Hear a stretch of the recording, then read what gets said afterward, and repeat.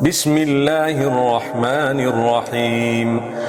والنازعات غرقا والناشطات نشطا والسابحات سبحا فالسابقات سبقا فالمدبرات أمرا يوم ترجف الراجفة تتبعها الرادفة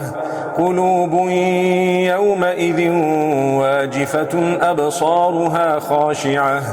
يقولون أئنا لمردودون في الحافرة أئذا كنا عظاما نخرة قالوا تلك إذا كرة خاسرة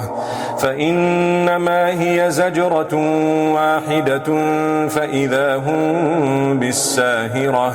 هل أتاك حديث موسى إذ ناداه ربه بالوادي المقدس طوى اذهب إلى فرعون إنه طغى فقل هل لك إلى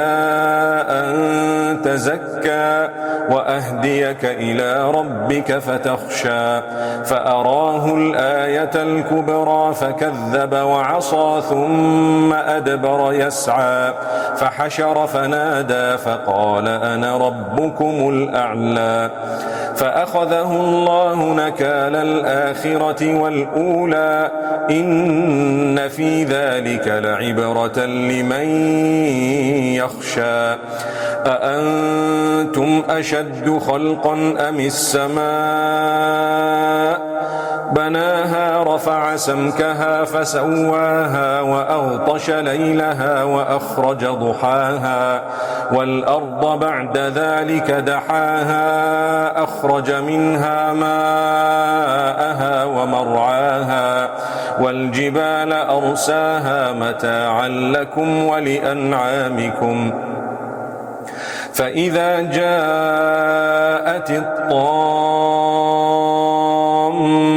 الكبرى يوم يتذكر الإنسان ما سعى وبرزت الجحيم لمن يرى فأما من طغى وآثر الحياة الدنيا فإن الجحيم هي المأوى وأما من خاف مقام ربه ونهى النفس عن الهوى فإن الجنة هي المأوى يسألونك عن الساعة أيان مرساها فيم أنت من ذكراها إلى ربك منتهاها إنما أنت منذر من يخشاها كأنهم يوم يرونها لم يلبثوا إلا عشية أو ضحاها